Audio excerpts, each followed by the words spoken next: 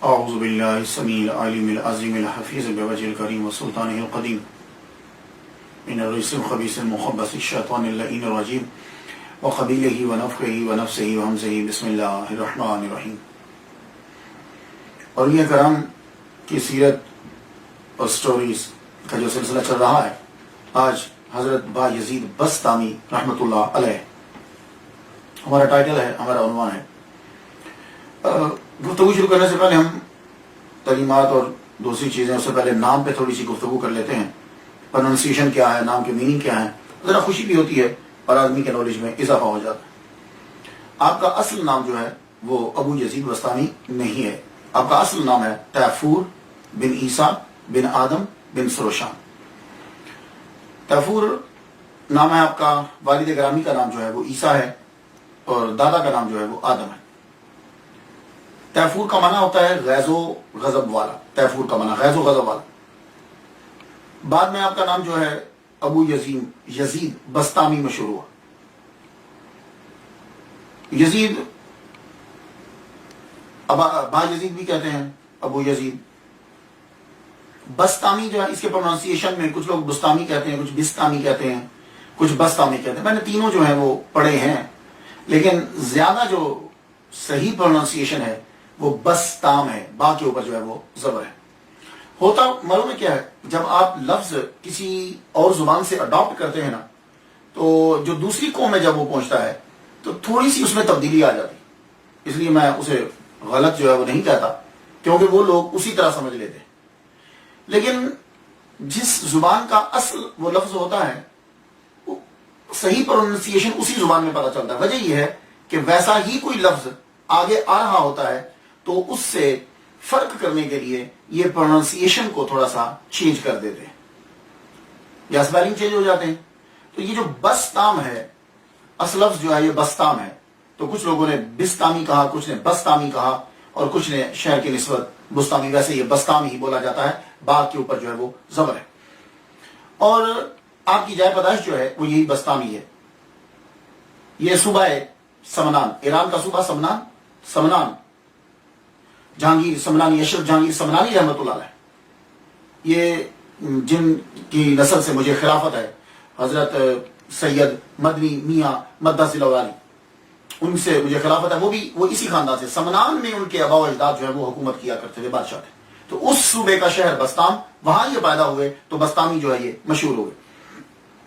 یہ شہر جو ہے ملک ایران کا، یہ جو شہر ہے یہ 6 صدی ہجری میں اس شہر کی بنیاد رکھی گئی، اور آج بھی یہ شہر ہے۔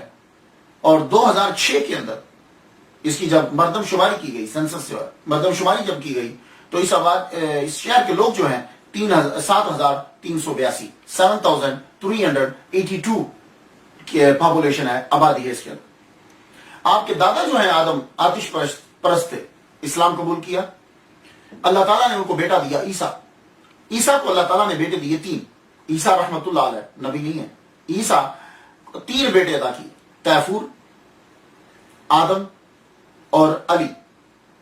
3 بیٹے اللہ تعالیٰ نے ان کو جو ہے وہ عطا کیے، انہوں نے یہی نام رکھے، اور تینوں جو ہیں وہ بزرگ ہوئے، لیکن تیفور جو ہیں یعنی ابو یزید بسطامی رحمۃ اللہ علیہ، اللہ تعالیٰ نے ان کو بہت بڑا درجہ عطا فرمایا۔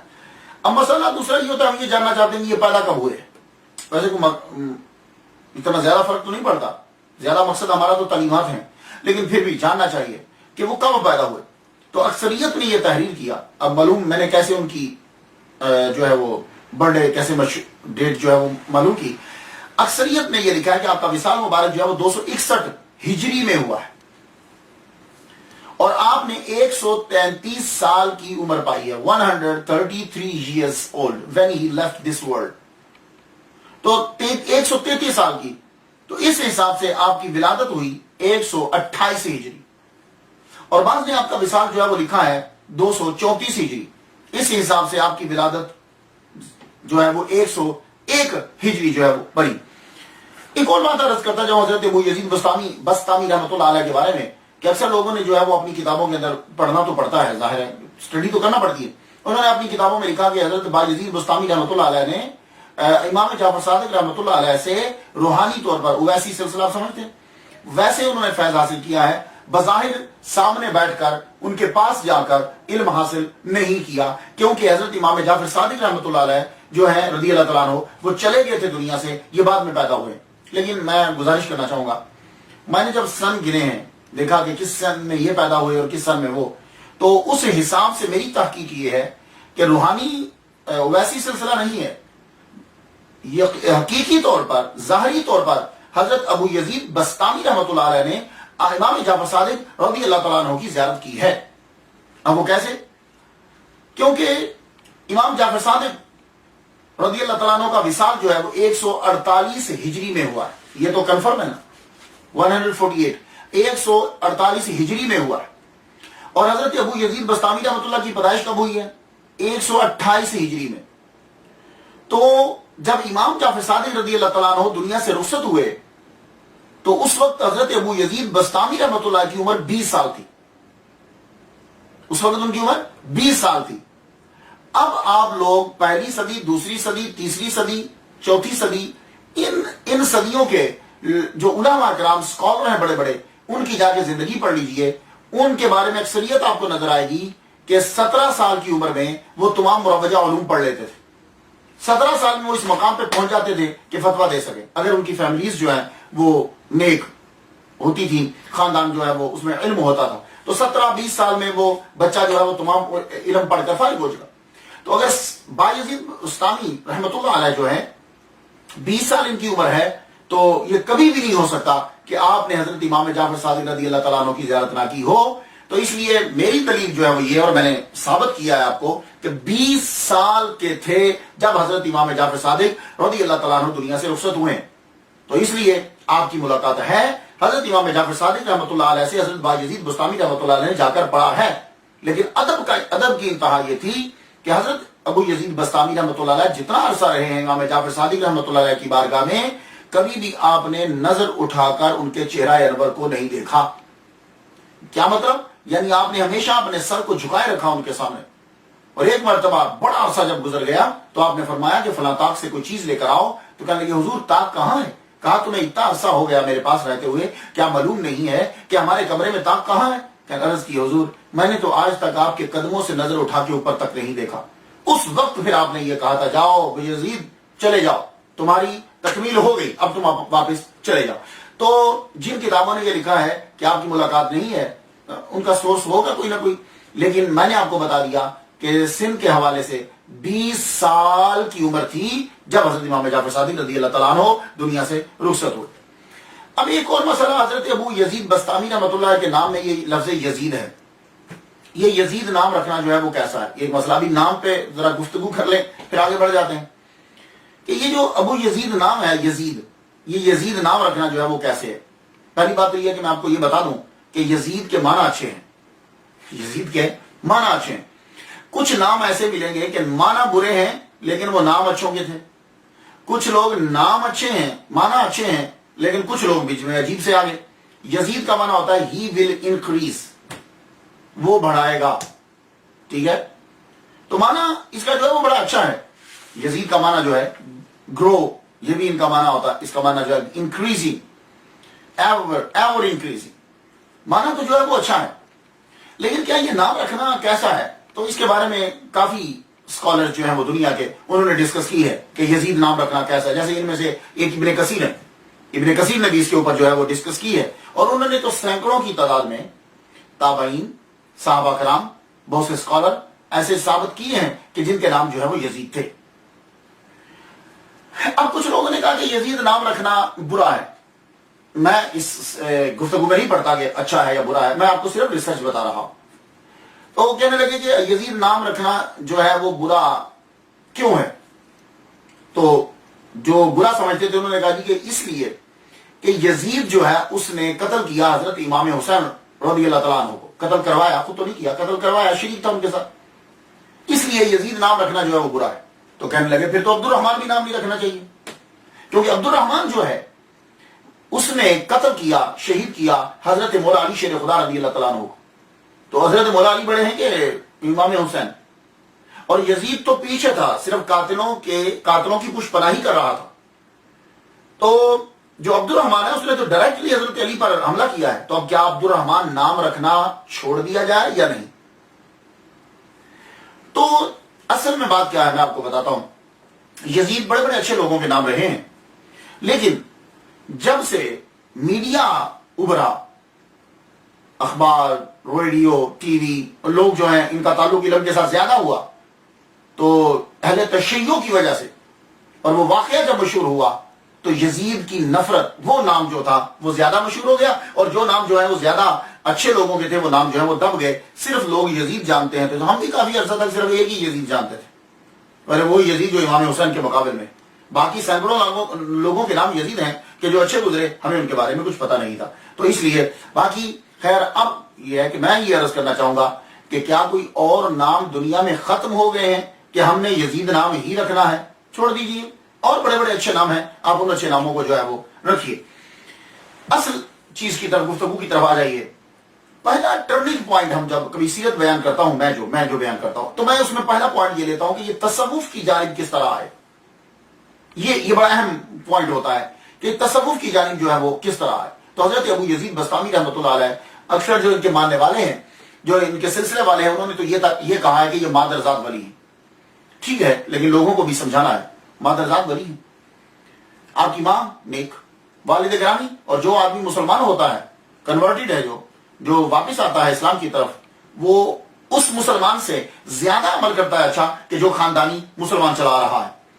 تو نیک لوگ ہیں یہ. لیکن پھر بھی ایک ریزن بنی. وہ ریزن کیا بنی؟ اور یہ چیزیں بچوں کے ذہن میں تب پیدا ہوتی ہیں جب ماں باپ نیک ہوتے. وہ ریزن کیا بنی کہ ماں نے بچے کو داخل کرا دیا، تیفور کو، ابو یزید بستامی رحمۃ اللہ کو داخل کرا دیا مکتب میں.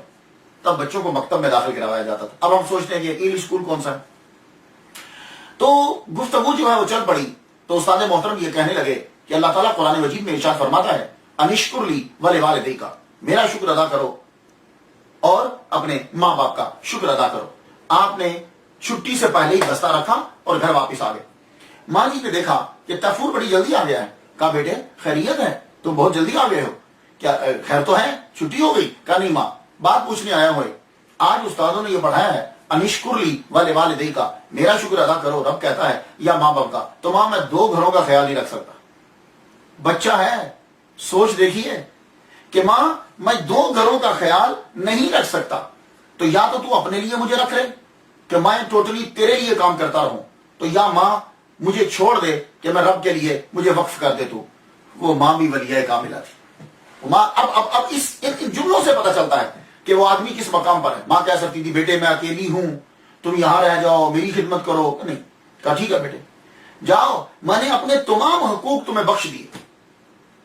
جو میرے حق تھے نا تم پر، تو میں نے بخش، میرے جو حق ہے نا وہ میں نے بخش دیے. جاؤ، تم اللہ کے لیے تمہیں وقف کیا. تو فرماتے ہیں کہ میں پھر وہاں سے نکلا.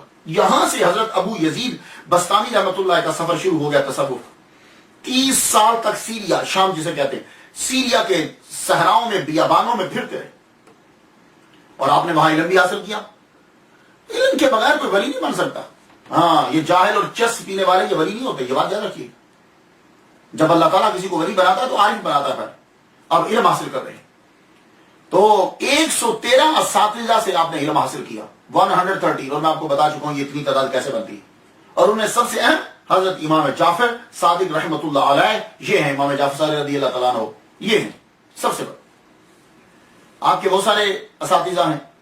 ایک استاد آپ کے کردی بھی ہیں.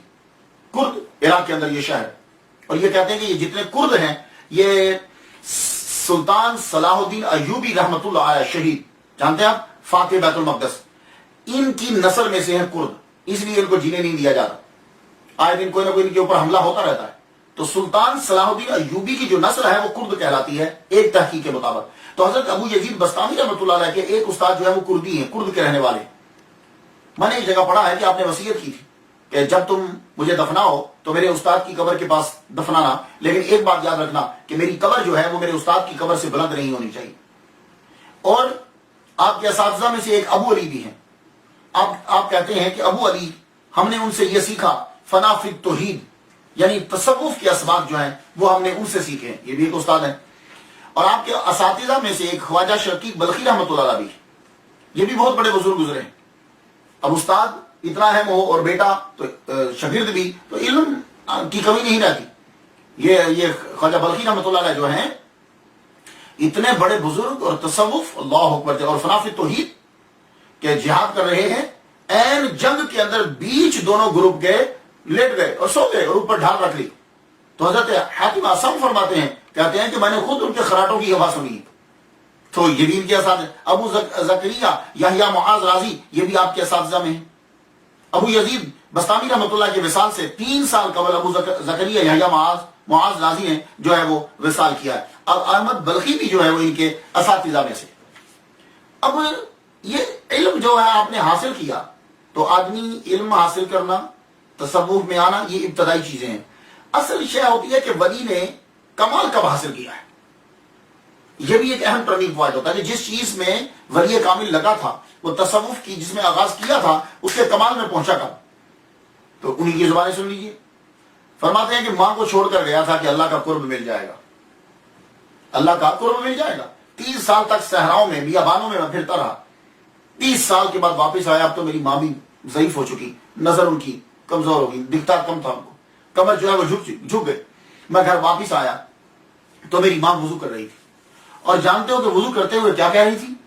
میں دروازے کے پاس کھڑا ہو گیا تو میری ماں وضو کرتے ہوئے کہہ رہی تھی اللہ سے دعا کہ تو یا اللہ میرے مسافر کو آرام سے رکھنا. اپنے بیٹا گھر سے چلے گیا، میرے مسافر کو آرام سے رکھنا. اور یہ دوسرا جملہ سننے والا، شاید ہی کسی نے اس طرح دعا کی ہو اپنے بچے کے لیے کہ اے اللہ میرے مسافر کو آرام سے رکھنا اور بزرگوں کو اس سے خوش رکھنا. یہ دعا کا دوسرا جملہ بڑا غضب کا ہے. میں نے پہلی مرتبہ سنا کہ ماں یہ کہہ رہی ہے کہ بزرگوں کو اس سے خوش رکھنا.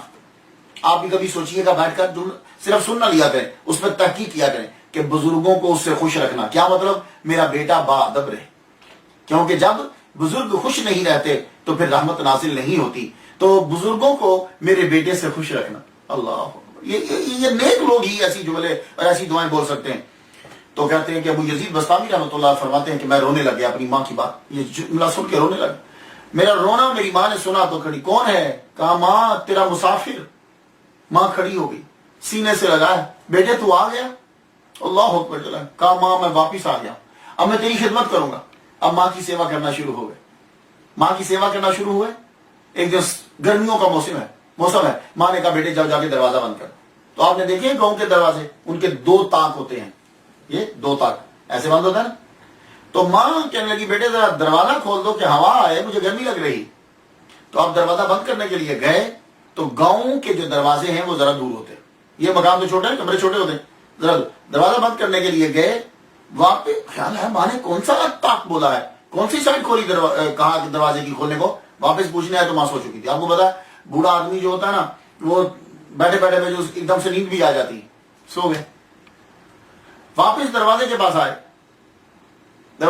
آئے تو اب کیا کریں، کبھی دایاں کھول دیں، اس کو بند کر دیں، کبھی اس کو بند کر دیں، اس کو کھول دیں. ساری رات اسی طرح، کبھی ایک سائڈ کھولیں دوسری سائڈ بند کریں، کبھی اس سائڈ کو کھولیں اس سائڈ کو بند کر دیں، کہ پتہ نہیں ماں جی نے کون سی سائڈ کہا تھا، بے ادبی نہ ہو جائے. ساری رات اسی طرح گزار.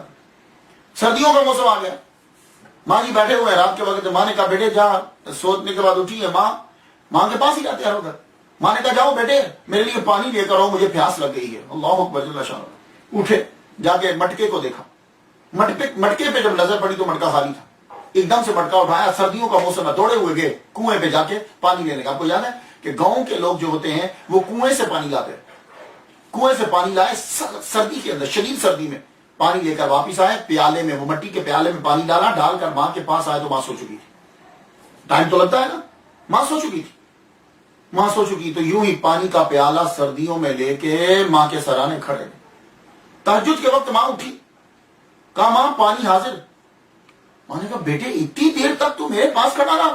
کہا ماں اگر تو بیچ میں کسی وقت اٹھ جاتی، پانی مانگتی، پانی نہ ہوتا یا میں نہ ہوتا تو ماں تجھے تکلیف ہوتی نا، تو میں تیرے کھڑے رہا. بس یہ لمحہ تھا. بس اس پوائنٹ پہ حضرت ابو یزید بستامی رحمۃ اللہ علیہ نے بھی یہ جملہ کہا کہ میری ماں نے ہاتھ بلند کیے اور اس نے میرے لیے دعا مانگی. 30 سال جو میں بیابانوں میں پھر کر صحراؤں میں کچھ جو حاصل نہیں کر پایا تھا، ماں کی تہجد کے وقت دعا کے صدقے سے اللہ تعالیٰ نے مجھے عطا کر دیا اور میرے منازل جو ہے وہ سب کے سب طے ہو گئے. یہ تھا آپ کا ٹرننگ پوائنٹ کہ جب اللہ تعالیٰ نے آپ کو اپنی بارگاہ میں قبول کر لی. جتنے لوگ سن رہے ہو، کیا ہم ایسا کرتے ہیں؟ کیا ہماری ماں یا ہمارا باپ جب ہمیں کام کہتے ہیں تو کیا ہم اس طرح کرتے ہیں؟ یہ سنانے کا مقصد صرف یہ ہے. یقین جانیے میں نے جب پڑھا میں نے اور اپنی ماں کی عزت جو ہے وہ کرنا شروع کر دی. اس لیے سنائے جاتے ہیں ولیوں کے قصے کہ ان کو اللہ تعالیٰ نے اتنا درجہ دیا تو آدمی کے اندر شوق جو ہے، ذوق پیدا ہو جاتا ہے. اللہ تعالیٰ نے کتنا مرتبہ دیا حضرت ابو یزید بسطامی رحمۃ اللہ علیہ کو، آپ اس سے اندازہ کر لیجئے. سید الطائف حضرت جنید بغدادی رحمۃ اللہ علیہ نے ایک جملہ کہا ہے بھائی یزید بسطامی رحمۃ اللہ علیہ کے لیے، کہتے ہیں کہ اولیاء میں وہ یوں ہیں جیسے ملائکہ میں حضرت جبریل علیہ السلام ہے. بہت بڑا جملہ ہے، بہت بڑا جملہ ہے کہ جنید بغدادی رحمۃ اللہ علیہ کہہ رہے ہیں کہ یوں ابو یزید بسطامی ولیوں میں یوں ہے جیسے فرشتوں کے اندر، ملائکہ کے اندر حضرت جبریل علیہ السلام ہے. اب اس جملے کی مشابہت جو ہے وہ کس طرح ریزمبلنس ہے وہ آپ لوگ خود بھی سوچ کے پیدا کر سکتے ہیں. میرے ذہن میں ایک بات آئی ہے کہ جب میں نے ان کی زندگی پڑھی تو انہوں نے توحید کے معارف پہلی ٹائم جو ہے وہ لوگوں کے اندر اوپن کر دی. توحید کے معارف جو ہے خاص طور پر فنافی توحید، اس کے معارف کھلی طور پر لوگوں کے اندر جو ہے وہ بیان کیے ہیں. تو جبریل علیہ السلام جو ہے وہ اکثریت نبیوں کے پاس پہلے وہی لے کر آتے تھے. تو اللہ تعالیٰ کا پیغام جس طرح نبیوں کے پاس وہ لے کر آتے، ایسے ہی اولیاء کے پاس جو ہے یہ حضرت با یزید بسطامی رحمت اللہ علیہ کے ذریعے سے فنافی توحید کے معارف اور یہ اسرار جو ہیں وہ پہنچے. دوسری بات، جبریل علیہ السلام کی پرواز جو ہے سدرۃ المنتہا سے نیچے جتنے فرشتے ہیں سب کی پرواز سے زیادہ ان کی پرواز ہے. اسی طرح حضرت ابو یزید بسطامی رحمۃ اللہ علیہ کی پرواز تمام اولیاء میں سب سے زیادہ ہے. آپ ان کا معراج جو ہے، جو ان کی روح کی پرواز ہے، اسے ڈیٹیل کے ساتھ پڑھ لیجئے گا. سب سے زیادہ اولیاء میں پرواز جو ہے وہ ان کی. ایک بات یاد رکھیے گا کہ اللہ تعالیٰ جس کو بھی دیتا ہے اس کی اپنی عطا ہے. اسی لیے حضرت جنید بغدادی رحمۃ اللہ علیہ نے فرمایا سالکین راہ خدا کے مقامات کی جو انتہا ہے وہ ابو یزید بسطامی رحمۃ اللہ کی ابتدا. بس یہ اس سے اندازہ آپ کو ہو جائے گا جو میں نے ابھی جملہ کہا ہے، اس جملے سے کہ جیسے سدرۃ المنتہا سے آگے حضرت جبریل علیہ السلام کی بہت پرواہ ہے. لیکن یہ یاد رکھیے گا، میں کہہ رہا ہوں کہ جو سدرۃ المنتہا سے نیچے فرشتے ہیں، اس سے اوپر بھی فرشتے رہتے ہیں. ہاں، تو سالکین راہ خدا کے مقامات کی جو انتہا ہے ابو یزید بسطامی رحمۃ اللہ علیہ کی وہاں سے ابتدا ہوتی. لیکن ایک بات یاد رکھیے گا، صوفی جو بھی بنتا ہے، ولی جو بھی بنتا ہے، وہ ادب کے بغیر نہیں بنتا. ہاں، اگر آپ کسی کو بدتمیز دیکھتے ہو کہ وہ بے ادب ہے تو سمجھ لو وہ ابھی ولی نہیں بنا، شعبدہ بازی ہے وہ. حضرت ابو یزید بسطامی رحمۃ اللہ میں ادب ملاحظہ کیجیے. آپ تصوف ہوتا ہی سارا ادب ہے، یہ بات یاد. کسی ایک نے تصوف کی تعریف یہ کی ہے ادب. اور آپ کا ادب کیا ہے؟ مسجد میں جب داخل ہونے لگتے، ہم بھی لوگ بھی مسجد میں جاتے ہیں، حضرت ابو یزید بسطامی رحمۃ اللہ علیہ جب دروازے پہ کھڑے ہوتے تو رونا شروع کر دیتے. روتے. لوگوں نے کہا حضور مسجد کے دروازے اندر جانے کے لیے آئے ہو نا، تو اندر داخل ہو جو کھڑے ہو کے رو کیوں رہے ہو؟ کہنے لگے. اب جو جملے انہوں نے بولے ہیں ہم ذرا تھوڑے سے جملے ہو، کیونکہ غلام اپنے آقا سے جو چاہے بول سکتا. تو کہتے کہ جب دروازے پہ کھڑا ہوتا ہوں تو خیال آ جاتا ہے کہ ایک مائے مہین اور یہ مالک ارض و سما کا گھر میں کیسے داخل ہو سکتا؟ وہ کائنات کے مالک کا گھر ہے اور میں ایک گناہ گار، میں اس کے گھر میں کیسے داخل ہو سکتا؟ روتے روتے روتے پھر داخل ہوتے، کیونکہ اس کا آرڈر ہے کہ میرے گھر کی طرف آؤ. آپ مسجد کا اتنا ادب کرتے کہ ہم لوگ تو سلیپنگ ڈریس میں مسجد میں آ جاتے ہیں نا. تو ابو یزید بسطامی رحمۃ اللہ علیہ مسجد کے لیے ایک علیحدہ ڈریس تھا اور باہر کے لیے علیحدہ ڈریس تھا. جب آپ نے باہر پھرنا ہوتا تھا تو اور ڈریس پہنتے تھے، اور جب اللہ کے گھر میں آتے تھے تو پھر ایک اسپیشل ڈریس رکھا تھا خوبصورت سا کہ میں اپنے ایک مالک کے گھر میں جا رہا ہوں، تو پھر وہ پہن کر جاتے تھے. یہ ادب ہے، اللہ کا ادب. ہم لوگ مذاق اڑاتے ہیں ولیوں کا، ہم لوگ تو ان کی ایک عادت بھی پوری نہیں کر پا رہے ان جیسی. تو دونوں جو یہ لباس ہے مسجد کا بالکل جدا، اور سب سے بڑی مساجد کی صدر خانہ کعبہ ہے. اور خانہ کعبہ کی طرف جب چلے حج کرنے کے لیے تو ادب دیکھ لیجئے. 12 سال میں پہنچے. ہم لوگ کتنے عرصے میں پہنچتے ہیں؟ جہاز میں بیٹھے وہ پہنچ گئے. ابو یزید بسطامی رحمۃ اللہ علیہ جب خانہ کعبہ بڑی مسجد کی طرف بڑھے تو 12 سال میں وہاں پہنچے. بستام کہاں؟ ایران میں. تو ایران سے چلتے ہوئے کیا 12 سال لگتے ہیں؟ نہیں، کتنا بھی آستہ چلو گے تو اندازہ کر لیجیے ایران سے وہاں تک کتنا عرصہ لگے گا؟ 12 سال کیوں لگے؟ اس لیے کہ ہر قدم کے اوپر 2 رکعت نماز نافل ابو یزید بستامی رحمۃ اللہ علیہ پڑھتے جا رہے ہیں۔ کسی نے پوچھا حضور اتنا کشٹ کا ہے، کوئی اتنی مشکل کیوں اٹھا رہے ہو؟ کہنے لگے بہت بڑا گھر ہے، میں اپنے رب کے گھر کی پاس جا رہا ہوں، بڑے گھر کی طرف، کیا جھکدم چلا جاؤں؟ بے ادبی ہے۔ آہستہ آہستہ اس کے بارگاہ میں سر کو جھکاتے ہوئے 2 رکعت نفل پڑھتے ہوئے ہر قدم کے اوپر 12 سال میں خانہ کعبہ پہنچے۔ اللہ اکبر جل شانہ، اللہ اکبر جل شانہ، یہ ادب ہے۔ تو جب انسان کے اندر ادب آ جاتا ہے پھر اللہ تعالیٰ اپنی بارگاہ میں قبول کرتا ہے، اور عبادت میں پھر مزہ آتا ہے۔ اور عبادت رب تعالیٰ کی کرتے ہیں تو کیا ولی کامل بغیر عبادت کے ولی بنتا ہے؟ ہرگز نہیں۔ آج کل کے پیر تو نماز چھوڑ دیتے ہوں گے، لیکن وہ جن کے ہم ماننے والے ہیں وہ نماز کس طرح پڑھتے تھے؟ رات کے وقت اٹھ کر نماز پڑھ رہے ہیں اور دل جم نہیں رہا، دل جم ہی نہیں۔ خادم کو بلا کے کہا یار عبادت میں دل جم ہی پیدا نہیں ہو رہی، وہ خشوع و خضوع نہیں آ رہا۔ گھر میں کیا کوئی چیز ہے؟ بولے ہاں انگوروں کا ایک خوشہ نظر آیا۔ کہنے لگے جائے یار یہ دے آ کے، یہ کوئی بنی کی دکان نہیں ہے، اللہ کی عبادت کرنی ہے۔ جب وہ خوشہ دے کر آئے، انگور جو ہے وہ سارے دے دیے، اس کے بعد جب نماز پڑھنے لگے تو بڑھ کے فرماتے ہیں کہ اب انوار و تجلیات کی بارش جو ہے وہ برسنے لگی۔ میں زیادہ گفتگو نہیں کر رہا لیکن چند باتیں عرض کرتا جا رہا ہوں۔ ایک اعتراض حضرت ابو یزید بستامی رحمۃ اللہ علیہ پہ یہ ہوتا ہے کہ آپ نے حضور صلی اللہ علیہ وآلہ وسلم کی توہین کی ہے، ادب نہیں کیا۔ یہ ایک اعتراض ہوتا ہے کہ بہت سی جگہوں کے اوپر دیکھیے اولیاء کرام کے جو بولے ہوئے جملے ہیں، ہم چونکہ اس مقام پر نہیں ہیں اس لیے ہمیں ان جملوں پہ ڈسکس کرنا ہی نہیں ہے۔ لیکن میں یہ بتا دوں کہ حضرت ابو یزید بستامی رحمۃ اللہ علیہ حضور صلی اللہ علیہ وآلہ وسلم کے انتہائی ادب کرنے والے، جو مسجد کا ادب اتنا کرتا ہے کہ جس کی نسبت اللہ کی طرف ہے، کیا وہ نبی کا ادب نہیں کرتے ہوں گے؟ کیا اپنے آپ کو نبی سے بلند ظاہر کرتے ہوں گے؟ ہرگز ایسا نہیں ہے۔ میں آپ کو ایک بات بتانا چاہتا ہوں اور غور سے سماعت کیجیے گا۔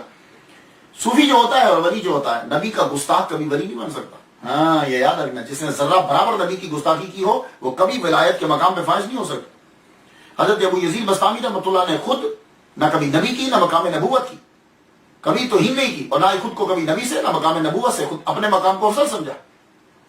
میں بنا گفتگو آئے شیخ فرید الدین عطار رحمۃ اللہ علیہ جو لکھتے ہیں، کہتے ہیں کہ حضرت ابو یزید بستامی رحمۃ اللہ علیہ نے فرمایا میں 30 سال وحدانیت، 30 سال توحید الوہیت اور 30 سال یکتائیت کی فضا میں پرواز کرتا رہا۔ پھر سن لیجیے، 30 سال وحدانیت، 30 سال الوہیت اور 30 سال یکتائیت کی فضا میں پرواز کرتا رہا، یعنی 90 سال تک آپ توحید کے اندر غرق رہے۔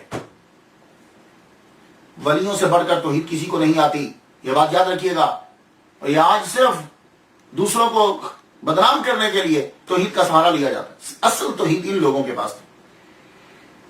90 سال فنا فی اللہ، فنا فی توحید رہنے کے بعد فرماتے ہیں کہ 4000 مراتب طے کرنے کے بعد میں کمال تک پہنچ گیا۔ جب میں کمال تک پہنچا تو خیال آیا کہ مجھ سے تو کوئی بلند نہیں ہوگا، کیونکہ میں 90 سال فنا فی توحید رہا ہوں۔ اب جس مقام پہ میں پہنچا 4000 منازل طے کر کے جس جگہ پہنچا ہوں، مجھ سے تو کوئی بلند نہیں ہوگا۔ تو فرماتے ہیں کہ میں نے جب سر اٹھایا، اب جملے سن لیجئے گا، میں نے جب سر اٹھایا تو میں نے اپنا سر ایک نبی کے قدموں میں پایا۔ حضور کی بات کبھی نہیں ہو رہی، ایک نبی کے قدموں میں پایا۔ کیا آپ کہہ رہے ہیں کہ میں 90 سال توحید کے سمندر میں غرق رہنے کے بعد 4000 مراتب طے کر کے جب کمال تک پہنچا ہوں تو میرا سر ایک نبی کے قدموں میں تھا، یعنی مطلب ہے کہ میں ایک نبی سے نہیں بڑھ سکا۔ تو حضور کا درجہ تو بڑا ہے۔ تو فرماتے ہیں ولایت کی انتہا نبوت کی ابتدا ہوا کرتی ہے۔ ایسے ولی کے بارے میں کہیں گے، اصل میں کیا ہوتا ہے، فرینکلی اسپیکنگ، بعد میں آنے والے لوگ کچھ ایسے پیدا ہو جاتے ہیں کہ جو اپنی پسند کی تشریح کو آگے مشہور کر دیتے ہیں۔ ایسی ہستی کے بارے میں یہ کہنا کہ انہوں نے خود کو حضور سے افضل کہا، ہرگز ایسا نہیں۔ سنیے کہ ولایت کی انتہا نبوت کی ابتدا ہوا کرتی ہے، لیکن نبوت کی کوئی انتہا نہیں ہوتی۔ یہ مخلوق میں گفتگو ہو رہی کہ نبوت کی کوئی انتہا نہیں، لیکن ولایت کی انتہا ہے۔ تو جو مقام نبوت کی ابتدا کے آگے اپنی انتہا کو تسلیم کر رہے ہیں تو وہ نبی سے کیسے خود کو افضل قرار دے لیں گے؟ آپ فرماتے ہیں میری روح جب جنت، دوزخ اور ملائکہ کا مشاہدے کے لیے روانہ ہوئی تو ہر نبی سے میری ملاقات ہوئی، تو ہر نبی کو میں نے جھک کر سلام کیا، ہر نبی کو میں نے جھک کر سلام کیا۔ ابو یزید بستامی فرماتے ہیں میں نے جھک کر سلام کیا، پھر میں حضور صلی اللہ علیہ وآلہ وسلم کی بارگاہ میں جب پہنچا، آپ بہت دور ہیں مجھ سے، پہلے نبیوں کے قریب گئے، حضور بہت دور ہیں، مجھ میں ہمت نہیں ہوئی، جب میں نے سرکار کو دیکھا میں ہیبت کی وجہ سے غش کھا کے گر گیا، بے ہوش ہو گیا، اور جب میں اٹھا مجھے ہوش آیا تو فرماتے ہیں کہ میں نے جھک کر حضور کو سلام کیا۔ اب آپ بتائیے ان کے بارے میں کہیں گے، فرماتے ہیں میں نے جھک کر حضور صلی اللہ علیہ وآلہ وسلم کو سلام کیا، اور کہتے ہیں مجھے قرب خداوندی تو ہوا، کیونکہ آدمی اپنی طاقت کے مطابق مشاہدہ کر لیتا ہے، کیونکہ وہ نور ہے، مجسم تو نہیں، مگر اس کے محبوب کی زیارت کے لیے بہت طاقت کا ہونا ضروری ہے۔ جس ہستی کے بارے میں نبی کی زیارت کرنا اتنا بڑا بلند مرتبہ ہے، کیا وہ اپنی ذات کو ان سے بلند کہیں گے؟ ابو یزید بستامی فرماتے ہیں کہ اللہ کا قرب اس وقت تک نہیں ملتا جب تک انسان خودی کو ختم نہ کر دے، اور خودی تب ختم ہوتی ہے جب تم محمد صلی اللہ علیہ وسلم کی اطاعت کرو گے۔ یہ جملے سن لیجئے، اب مت کہیے گا میری تقریر سننے کے بعد کہ ابو یزید بستامی رحمۃ اللہ نے چھوڑی ہے ان جملوں کو۔ ہمیں اتنی بڑی لائنیں اور اتنے واقع جو ہیں اس کے برابر میں ایک جملہ لے آنا، وہ خود کو حضور صلی اللہ علیہ وآلہ وسلم سے کیا بڑا سمجھنا ہے؟ ہرگز۔ اولیاء کی باتیں حدیث مصطفیٰ اور آیات اللہ کی طرح محفوظ نہیں ہیں، کچھ لوگوں نے عمل دخل بیچ میں کی۔ اب آپ جانیے کہ جو بھی ولی کامل ہوتا ہے وہ حسن خلق اور خدمت خلق دونوں سے آراستہ ہوتا ہے۔ اگر اس میں عاجزی نہیں ہے ولی کہے گا ہے، اور اگر وہ لوگوں کی خدمت نہیں کر رہا تو وہ ولی کس طرح؟ جو جتنا اللہ کے قریب ہوتا ہے وہ اتنا بندوں کے لیے آسانی پیدا کرتا ہے۔ سب سے زیادہ قریب اللہ تعالیٰ کے محمد مصطفیٰ صلی اللہ علیہ وسلم ہے، اس لیے رحمت للعالمین ہے وہ، اور اللہ کے قریب ہے تو رحمت للعالمین، وہ بندوں کے لیے اتنی ہی آسانی پیدا کرے گا اور رحیم ہوگا ان کے لیے۔ آپ اتنا خیال رکھتے تھے بندوں کا، حضرت وہ یزید بستامی رحمۃ اللہ، یہ چیزیں میں آپ کو بتا رہا ہوں، اگر آپ نے دیکھنا ہے کہ یہ بندہ ولی کامل ہے تو یہ چیزیں اس کے اندر دیکھو۔ وہ لوگ دھوکے باز آج کل پیدا ہو چکے ہیں، یہ بات یاد رکھیے۔ تو اس لیے یہ چیزیں بتائی جاتی ہیں کہ یہ ہیں اولیاء کرام کی صفات، یہ ہے صوفیاء کرام، یہ ہے پیر۔ آپ جب نماز پڑھنے لگتے، عبادت کرنے لگتے تو سوراخ بھی بند کر دیتے۔ سنو یہ لوگ تو لوگوں کے سامنے جا کر دکھا کے اپنی کرامتیں اور اپنی خوابیں بتاتے میں نے یہ کیا، میں نے یہ کیا، سوراخ تک بند کر دیتے، سوراخ بند کر دیتے۔ خادم نے پوچھا حضور دروازے اور باریوں کی تو سمجھ آتی ہے، سوراخ کیوں بند کرتے ہو؟ کہنے لگے جب میں ذکر کرنے لگوں اور ذکر میں جب وجد آئے میں رونے لگوں تو میری آواز جو ہے وہ ہمسایوں تک نہ جائے، میری آواز باہر نہ جائے تاکہ سویا ہوا پریشان نہ ہو جائے۔ تو کیا ہم اولیاء کرام کی سیرت پر عمل کر رہے ہیں؟ ہم تو اپنے سپیکر کھول دیتے ہیں رات کے 12 بجے 1 بجے کھول دیتے ہیں سپیکر، اور وہ بیچارہ جس نے صبح امتحان دینا ہے یا وہ جس کے گھر میں ریز کوئی بیمار پڑا ہوا ہے اس کو بھی ہم جگاتے ہیں، اسے بھی تنگ کرتے ہیں، اور یہ با یزید بستامی ہے کہ اپنی عبادت کے لیے سوراخ تک بند کر رہے ہیں۔ دوسروں کا جب خیال رکھا جاتا ہے تو اللہ تعالیٰ کرم فرماتا ہے اور اسے بھی ہدایت آتی ہے، نرمی جو ہے بڑی اچھی چیز ہوتی ہے۔ ایک مرتبہ قبرستان کے قریب سے حضرت ابو یزید بستامی رحمۃ اللہ گزر رہے ہیں، تھوڑا سا آگے ہوئے تو دیکھا کہ ایک لڑکا اور ایک اس کا ساتھی مل کر ساز بجا رہے ہیں، ساز بجا، وہ جو آپ نے اسے دیکھ کر کہا لا حول ولا قوت الا باللہ العلی العظیم۔ اس لڑکے کو غصہ آیا، اس نے وہ پکڑ کر حضرت ابو یزید بستامی رحمۃ اللہ کے سر پہ دے مارا، سانس ٹوٹ گیا، آپ کا سر پھوٹ گیا، آپ خاموشی سے گھر چلے گئے۔ صبح کے وقت اس لڑکے کے گھر میں پیسے بھجوائے جتنے کا ساز تھا اور حلوہ بھجوایا، اور خادم سے کہا کہ اسے کہنا کہ ان پیسوں کے تم جا کر اپنا ساز نیا لے لو، اور یہ حلوہ اس لیے بھیجا تھا کہ تیرا غم دور ہو جائے۔ اللہ اکبر۔ وہ لڑکا بھی اور اس کا ساتھی بھی دونوں نے آ کے توبہ کی۔ یہ طریقہ ہے تعلیم کا، یہ طریقہ ہے۔ حالانکہ جس کے نزدیک ساز برا ہے وہ ساز کے پیسے کیوں دے گا؟ یہ نقطہ ذہن ہے نا کہ ساز جب بجانا برا ہے تو ابو یزید بستامی اب ساز لینے کے لیے پیسے کیوں دے رہے؟ نہیں، یہی تو بات ہے۔ انہیں معلوم تھا کہ اب یہ پیسے جائیں گے تو اب ساز نہیں آئے گا، وہ لڑکا خود آئے گا، اب اس کے اندر ایمان آئے گا، اس کے اندر تصوف آئے گا، ساز نہیں آئے گا۔ ہمسایوں کا خیال، ہم تو خیر اپنی فیملی کا نہیں رکھتے، اور یہ کرام کے اندر یہ خدمت خلق بہت ضروری ہوتی ہے۔ آپ کا جو پڑوسی تھا وہ یہودی تھا، ایک جگہ مجوسی بھی لکھا ہے، گاڈ نوز بیٹر، لیکن نان مسلم تھا، مسلمان نہیں تھا. وہ کہیں باہر چلا گیا بزنس کے سلسلے میں. آپ عبادت کر رہے تھے کہ آپ نے رات کو بچے کے رونے کی آواز سنی، اٹھے، دروازہ کھٹکھٹایا، پوچھا کیا مسئلہ کیا ہے؟ آپ کا بچہ کچھ زیادہ رو رہا ہے.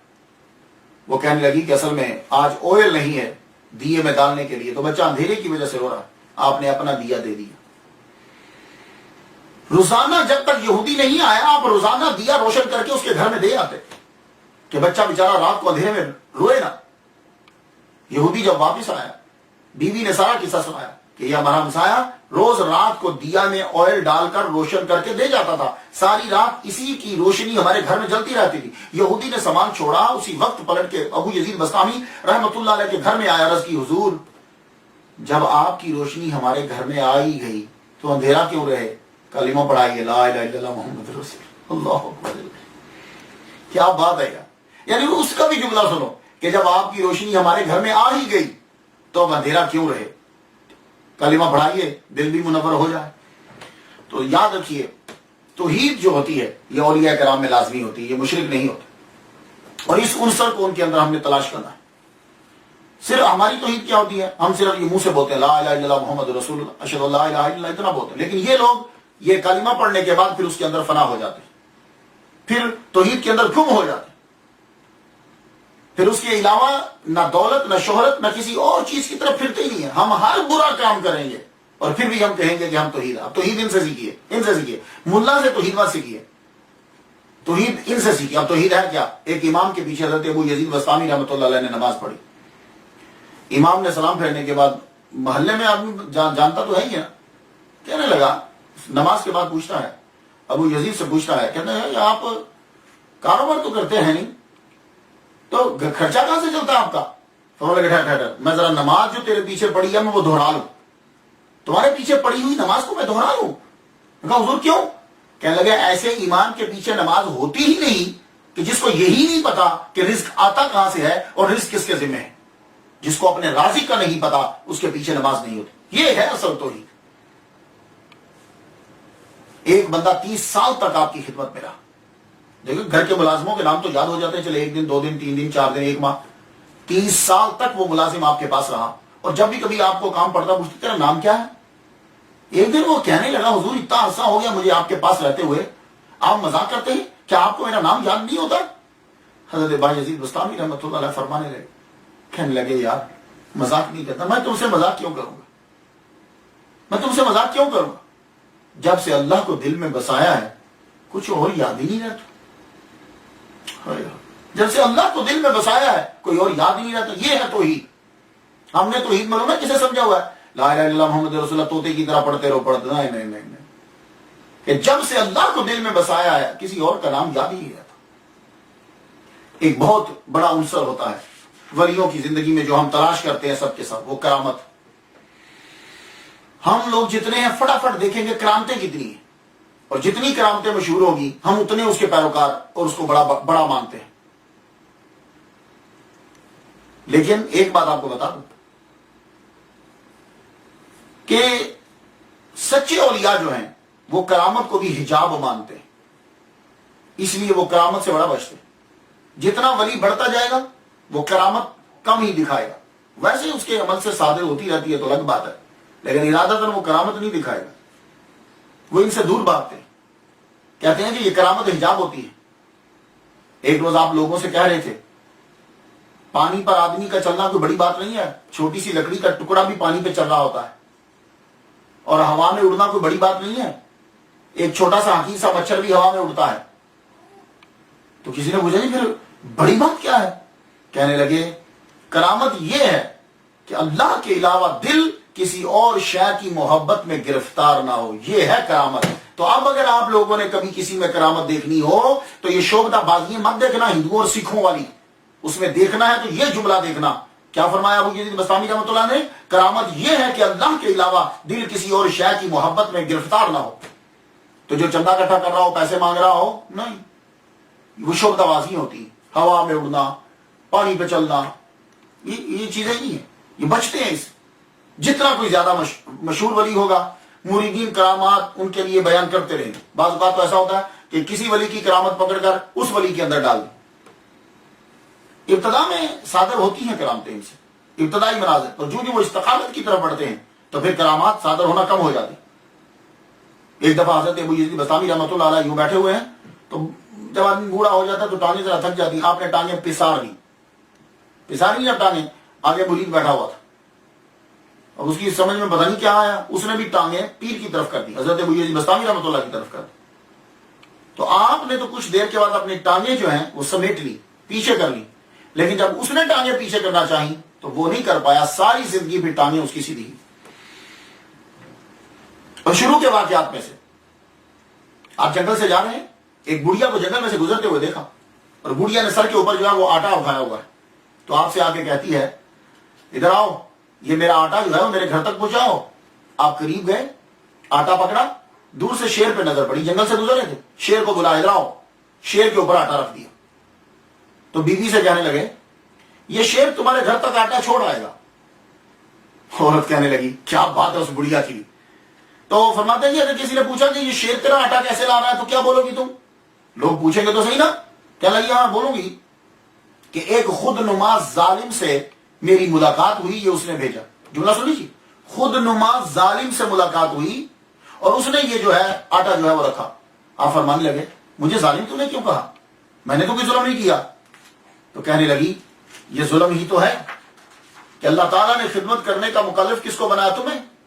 ये तकलीफ अल्लाह ताला ने तुम्हें दी है कि तू बोझ उठाए दूसरों का, तो तूने अपना बोझ जानवर पे लाद दिया कि जिसको अल्लाह ताला ने फर्ज किया ही नहीं खिदमत खलक के लिए, तूने उसके ऊपर लाद दिया, तो जुल्म तो हो गया। और खुद नुमा इसलिए तुम्हें मैंने कहा कि तू मुझसे पूछ रहा कि तू जाकर क्या बताएगी। फरमाने लगे उसके बाद फिर करामत दिखानी छोड़ा। और एक मरतबा आप हज़रत अबू यज़ीद बस्तामी रहमतुल्लाह अलैह दरिया दजला के किनारे पे पहुंचे, दरिया दजला का पानी इस्तकबाल के लिए उठा। दरिया में मोजे कम उठती हैं, याद रखिएगा, मोजे समुद्र में उठती हैं, पानी यूं उछल उछल के बाहर आए। फरमाया रुक, तेरे इस्तकबाल का जरा बराबर भी गुरूर नहीं है मुझे, और मैं अपनी 30 साला रियाजत को तकब्बुर करके हरगिज़ जाया नहीं कर सकता। हाँ ये तुझे उछल उछल रहा है ना, मैं ध्यान नहीं दे रहा इसकी तरफ।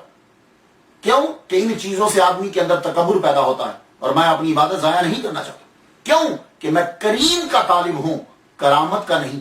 अल्लाह अकबर जल्ला शाह। ये आजकल के जितने सूफिया हैं ये उनके लिए सबक है। क्या? मैं करीम का तालिब हूं, मैं करामत का तालिब नहीं। इसलिए प्लीज ये झूठी ख्वाबें और शोबदाबाजियां, ये चीजें मत दिखाओ। इसकी वजह से हमारा मसलक अहले सुन्नत व जमात बदनाम हो गया, ये झूठे लोगों की वजह से। मैं करीम का तालिब हूं, ना कि करामत का। एक गुफ्तगू जरा थोड़ी सी इल्मी हो जाए, उसके बाद गुफ्तगू को मुकम्मल करते हैं। आप कुछ इस्लाहात भी जरा होती रहे, जब आप तसव्वुफ में आए तो आपको इनके बारे में कुछ मालूम हो। दो लफ्ज हैं, सहब और शुक्र। सहब और शुक्र जो है, हजरत अबू यजीद बस्तामी रहमतुल्लाह अलैह शुक्र को तरजीह देते थे सहब पर। अब ये है क्या, कुछ समझ में आएगी तो माना समझ में आता होगा तो पता चलेगा कि किसको किस पर तरजीह क्यों देते थे। तो सुन लीजिए, शुक्र कहते हैं नशे को। वो कुरान मजीद की याद आई आपको, ला तकरबुस्सलाता व अंतुम सुकारा। तो शुक्र कहते हैं नशे को, लेकिन आप इसका मतलब ये नहीं है कि तसव्वुफ में नशा भी होता है। अब सहब और शुक्र है क्या? सहब का आसान मतलब मैं कर दूं तो होश, और शुक्र का मतलब आसान कर दूं तो मदहोशी। मैं एक शेर पढ़ता हूं, इज़ा तला सबाह लिनज्म राहिन तुसावी फीहि सुकरान व साहिन। जब शराब के सितारे की वजह से सुबह हो तो इसमें मस्त और होश दोनों बराबर है। अब आ जाइए कि सहब और शुक्र टर्मिनोलॉजी इस्तिलाहात का मीनिंग विलायत के अंदर, तसव्वुफ के अंदर क्या है। ये अगर आप तसव्वुफ सीखते हैं तो आहिस्ता आहिस्ता मैं भी इसको भी शामिल कर रहा हूं इनके अंदर। जब वली कामिल गैबत से, गयूबत से, गैब होना समझ, दुनिया और माफिया और बाजुकात खुद से भी गायब हो जाता है, तो उससे गैबत से जब वो एहसास की तरफ आता है तो उसे साहब कहते हैं। अब गैबत है क्या, मैं आसान करता हूं। आदमी बैठा हुआ है, आंखें खुली हुई हैं, चीजें फिर भी नहीं दिख रही, ये है शुक्र। ये नहीं उसने कोई नशा किया है, ये सारी चीजें पड़ी होंगी, उसे नजर कुछ नहीं आएगा। کیوں؟ اس لیے کہ وہ دیکھ رہا ہے پر دیکھ نہیں رہا، وہ اللہ تعالیٰ کی توحید کے سمندر میں غرق ہے۔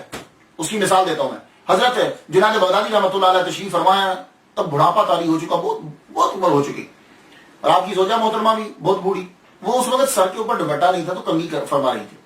حضرت شبلی رحمۃ اللہ علیہ، ابو بکر شبلی رحمۃ اللہ علیہ سیدھے اندر داخل آئے، بغیر اجازت کے اندر آ گئے، تو وہ فوراً سے چادر لینے لگی، تو آپ نے فرمایا رک جاؤ، یہ یہاں ہے ہی نہیں، کوئی ضرورت نہیں، یہ یہاں ہے ہی نہیں۔ حضرت شبلی رحمۃ اللہ علیہ حضرت جنید بغدادی کی بارگاہ میں بیٹھے رہے، باتیں سنتے رہے، ایک دم رونے لگے۔ آپ نے مڑ کے فرمایا اب لے لو، اب دوپٹہ لے لو، یہ واپس پلٹ آیا ہے۔ تو یہ ہے، وہ پہلے شکر میں تھے، اب صحو میں آ گئے۔ اب سمجھیے آپ، یہ آسان سی مثال۔ تو شکر، آپ نے یہ کہا کہ شکر جو ہے یعنی دنیا کی طرف توجہ نہ دینا، خدا کی سوچ میں غرق رہنا، وہ کہتے ہیں یہ شکر جو ہے یہ افضل ہے۔ تو دلیل دیتے ہیں کہ داؤد علیہ السلام جو ہے وہ حالت سہو میں تھے، تو قاتل داؤد جالوتا، اس لیے اللہ تعالیٰ نے کہا کہ داؤد نے جالوت کو قتل کیا، لیکن محمد صلی اللہ علیہ وآلہ وسلم حالت شکر میں تھے، داؤد حالت سہو میں تھے، حضور حالت شکر میں تھے، یعنی رب کی محبت میں گم تھے۔ تو انہوں نے جو کنکریاں پھینکی تو ہم نے کہا وما رمیت اذ رمیت ولکن اللہ رمی، لیکن حضرت جنید بغدادی رحمۃ اللہ علیہ کہتے ہیں کہ سہو جو ہوتا ہے وہ افضل ہوتا ہے شکر سے۔ خیر یہ تو بڑی ہستی ہیں، میں ان پہ گفتگو کیا کروں، آپ اتنا سن لیجئے، جس کو جس مقام پہ جو ملا اس کو وہی ٹھہرا، تو اس کے لیے وہی بلند ٹھہرا۔ وصال صحیح قول جو ہے وہ آپ کا یہ ہے، 15 شعبان بروز جمعہ 261 ہجری میں وصال آپ کا ہوا۔ آپ ہر وقت اللہ اللہ اللہ کرتے رہتے تھے، عالم نظام میں بھی آپ کی زبان پہ اللہ اللہ ہی تھا، اور آخری جملہ حضرت ابو یزید بستامی رحمۃ اللہ علیہ کی زبان سے یہ نکلا، اے میرے اللہ، عبادت کی میں نے مگر غفلت کے ساتھ، اور تیری اطاعت کی مگر قصور کے ساتھ، تو مجھے معاف کر دے۔ بس جان جو ہے وہ آپ نے خیرات کر دی۔ تو آپ کا ٹائٹل جملہ جو ہے، جو میں جملہ ایک نکالتا ہوں، ٹائٹل جملہ جو ہے وہ کہی ہے کہ کرامت یہ ہے کہ اللہ کے علاوہ دل کسی اور شے کی محبت میں گرفتار نہ ہو۔ بس کرامت کی آج سے تعریف یاد کر لیجیے، سمجھ؟ یہ کوئی اوپر اڑ رہا ہے، کوئی تمہاری باتیں بتا رہا ہے یا کچھ کر رہا ہے، چھوڑ دیجیے۔ کرامت کیا ہے کہ اللہ کے علاوہ دل کسی اور شے کی محبت میں گرفتار نہ ہو۔ آپ کا مزار شریف کہاں ہے، اس کے بارے میں دو جو ہیں وہ رپورٹیں ہیں۔ ایک یہ ہے کہ آپ کا مزار شریف جو ہے یہ بڑی حیران کن چیز ہے۔ مزار شریف آپ کا جو ہے، میں دونوں آپ کو دکھاؤں گا، بلکہ دکھاتا ہوں میں آپ کو۔ ایک یہ ہے کہ آپ کا مزار شریف جو ہے وہ بنگلہ دیش کے اندر ہے، چٹاگنگ میں، بنگلہ دیش میں ہے۔ یہ آپ دیکھ لیجئے، ذرا دیکھیے اس کو ڈیٹیل کے ساتھ دیکھیے۔ آپ کی قبر مبارک کے بارے میں یہ بات بڑی حیران کن ہے کہ آپ کا ایک مزار شریف جو ہے وہ چٹاگانگ بنگلہ دیش کے اندر ہے، اور ایک مزار شریف جو ہے وہ آپ کا ایران میں ہے۔ یہ چٹاگانگ کے اندر جو مزار ہے یہ اس کی انٹرنس ہے۔ یہ دیکھیے، یہ یہاں سے سیڑھیاں چڑھ کے جو ہے وہ آپ کے مزار کی طرف جو ہے وہ جاتے ہیں۔ یہ مزار جو ہے وہ بہت ہی مشہور ہے۔ یہ دیکھیے، یہ ایک پوری بلڈنگ ہے کہ جس کے بارے میں 1831 کے اندر اظہار کیا گیا۔ یہ آپ کا گنبد ہے، اسی عمارت، پوری عمارت کے اندر یہ مزار شریف ہے، یہ گنبد اس کا، یہ عمارت کے اندر ایک مسجد، اور اس کے سامنے خاص طور پر یہ تالاب ہے۔ یہ مزار شریف آپ کو نظر آ رہا، یہ گنبد، یہ نئی بلڈنگ کا نقشہ جو ہے وہ دیا گیا ہے۔ درگاہ شریف، جامع مسجد، بایزید بستامی آپ دیکھ رہے ہیں رحمہ اللہ تعالی۔ یہ بڑی جو ہے وہ انٹرنس ہے چٹاگان کے اندر۔ یہ دیکھیے، یہ جو خاص چیز جو ابھی آپ دیکھ رہے ہیں، یہ کچھوے آپ کو نظر آ رہے ہیں، یہ بالکل بایزید بستامی جو بنگلہ دیش کے اندر جو مزار ہے اس کے بالکل مزار کے سامنے ہے۔ اب یہ مزار جو ہے وہ یہاں کیسے بن گیا، اور یہ ان کی ہسٹری جو ہے وہ کیا، بڑی تیزی کے ساتھ سماعت کر لیجئے۔ 1831 کے اندر یہ دریافت ہوئی ہے۔ تاریخی طور پر تو کوئی ثبوت نہیں ہے کہ بایزید بستامی رحمۃ اللہ علیہ جو ہے وہ بنگلہ دیش کے اندر آئے ہوں، صرف صدری روایات ہیں کہ آپ نے یہاں آ کر چلا کاٹا۔ جب آپ واپس جانے لگے تو لوگ جو ہیں وہ آپ کے فین دیوانے جو تھے، حضور مت جائیے، بڑی محنت سواجت انہوں نے کی، تو آخرکار انہوں نے کیا کیا کہ اپنی چنگلیاں، لٹل فنگر جو ہے اس کو کاٹ کے خون کے چند قطرے جو ہیں وہ گرائے۔ جس جگہ وہ گرے تو آپ نے فرمایا کہ یہاں تم میرے نام کا مزار بنا دو۔ یہ ایک روایت ہے۔ اب اس کے سامنے جو تالاب ہے، یہ تالاب میں جو ٹرٹل آپ دیکھ رہے ہیں، یہ جو کچھوے ہیں، کہتے ہیں کہ جو بد روحیں یہاں تھی جب آپ چلا کاٹنے آئے تھے، تو یہ جو بد روحیں تھیں، ان بد روحوں کو پکڑ کے آپ نے کچھوا بنا دیا۔ ان کچھووں کے اندر خاصیت دیکھیے کہ یہ ہے کہ ان کی جو اوپر آپ کور دیکھ رہے ہیں، یہ بہت سافٹ ہے۔ یہ کور ویسے تو یہ بڑا ہارڈ ہوتا ہے نا، اوپر سے جو مرضی گزار دو، لیکن یہ بہت سافٹ ہے۔ یہ تو کہتے ہیں یہ بد روحیں۔ اب یہ لوگ جو ہیں، یہ دیکھیے، باہر سے یہ خاص طور پر غذا ملتی ہے اسپیشل سی، تو یہ کچھوے جو ہیں کھاتے ہیں، یہ آ کر ان کو ڈالتے ہیں، اور کچھووں کو بھی معلوم ہو چکا ہے. لگتا ہے کہ یہ عرصہ دراز سے یہی طریقہ کار ہے کہ جانور جو ہیں وہ عادی ہو چکے ہیں، زائرین سے ڈرتے نہیں ہیں. جو جب وہ آتے ہیں وزٹر جو ہیں تو وہ سمجھ جاتے ہیں یہ ہمیں کچھ ڈالیں گے. یہ دیکھیے وہ آگے بڑھ کر جو ہے وہ بڑے شوق سے کھا رہا ہے. وہ پلی طرف بھی ایک آدمی جو ہے وہ ان کو ڈال رہا ہے. دونوں دیکھ رہے ہیں آپ. اور کچھوے جو ہیں یہ دیکھیے، یہ بالکل قریب سے دیکھیے. تو یہ جو ہے بدروہیں اگر ہیں یہ، تو پھر ان کو کھانا کیوں ڈالا جاتا ہے؟ تو کہتے ہیں جی بدروہیں چلو چھوڑیے، آخر خوراک تو ہے ان کی، کھاتے تو وہ ہیں، تو ہمیں جانور تو ہیں، خوراک تو ڈالنی چاہیے ہمیں. لیکن کچھ لوگ جو ہیں وہ منتیں مانتے ہیں جی ہم ان کو یہ چیز جو ہے وہ دے دیں گے. میرے خیال کے مطابق جو ہے اتنی سٹوریز بنانے کی کوئی ضرورت ہی نہیں ہے. ولیوں کے بارے میں کوئی اتنی کرامات بنانے سے وہ ویسے ہی ان کا اللہ نے درجہ بلند کیا ہوتا ہے. اور بدروحوں کے اگر کسی کو مسخ کر دیا جاتا ہے، کسی کی بددعا سے کوئی قوم مسخ ہو جاتی ہے، تو یہ یاد رکھیے مسئلہ یہ ہے کہ وہ صرف 3 دن زندہ رہتی ہے. وہ مسخ شدہ جو ہے اس کے بعد وہ ان کا خاتمہ ہو جاتا ہے. بہرحال آپ کا اصل مزار جو ہے وہ، اور ایک یہ ہے کہ آپ کا مزار جو ہے اصل مزار شریف آپ کا جو ہے وہ، آپ کا اصل مزار شریف جو ہے وہ بستام کے اندر، سمنان ایران کے اندر جو ہے وہ کا مزار ہے. اس کی بھی آپ دیکھ لیجئے ڈیٹیل کے ساتھ. یہ اس کی باہر کے ساری اصل مزار جو ہے وہ بایزید بسطامی رحمۃ اللہ علیہ کا ایران کے اندر ہے. یہ بستام میں اب دیکھیے یہ بالکل روڈ جاتی ہے اور اس پہ بورڈ بھی لگا ہوا ہے عارف بسطامی. تو ان کا لوگ جو ہے یہ انٹرنس دیکھیے، اس کی مختلف جو ہے نا وہ آپ سائڈ جو ہے وہ دیکھ سکتے ہیں. اس سے آپ کو اندازہ ہو جائے گا کہ عارف بسطامی بایزید بسطامی رحمۃ اللہ علیہ کا کتنا جو ہے وہ اثر و رسوخ ہے اور کتنی ان کی منتا ہے اور کتنے لوگ جو ہے وہ آتے ہیں. حضرت ابو یزید بسطامی رحمۃ اللہ، یہ دیکھیے ایک سائڈ ہے ان کے مزار شریف کی. گنبد جو ہے وہ آپ کو نظر آ رہا ہوگا، اس کے اوپر جھنڈا، منارہ جو ہے یہ تعمیر، اور یہ کچھ تھوڑی سی پرانی ہے، بالکل جدید جو ہے وہ نہیں ہے. یہ دیکھیے روڈ کی سائڈ سے جو ہے دیکھیے ان کا مزار شریف. سبحان اللہ. یہ جو بستام شہر ہے اسی کے حوالے سے آپ کو بستامی کہا جاتا ہے. یہ دیکھیے ایک اور دروازہ اس سے بھی نظر کیجیے. یہ دیکھیے یہ سڑک کی طرف سے گنبد شریف کا ملاحظہ کیجیے. یہ پھر دوبارہ خوبصورت کلر. یہ دیکھیے بالکل کلوز اب دیکھیے اسے گنبد شریف کو. گیٹ سے ملاحظہ کیجیے، دوسری طرف سے نظر آ رہا ہے گنبد شریف. یہ جو ہے انٹرنس جو ہے وہ ملاحظہ کیجیے. ایک دروازہ جو ہے وہ یہ بھی ہے، یہاں سے بھی جو ہے وہ داخل ہوتے ہیں. یہ جو شہر ہے ملک ایران کے صوبہ سمنان کے اندر ہے. سمنان کا یہ شہر ہے. 6 صدی میں اس شہر کی بنیاد جو ہے وہ رکھی گئی تھی. یہ دیکھیے یہ بھی ایک گیٹ جو ہے وہ کو نظر آ رہا ہے. سبحان اللہ. یہ سب سے بڑا جو ہے یہ مین گیٹ ہے.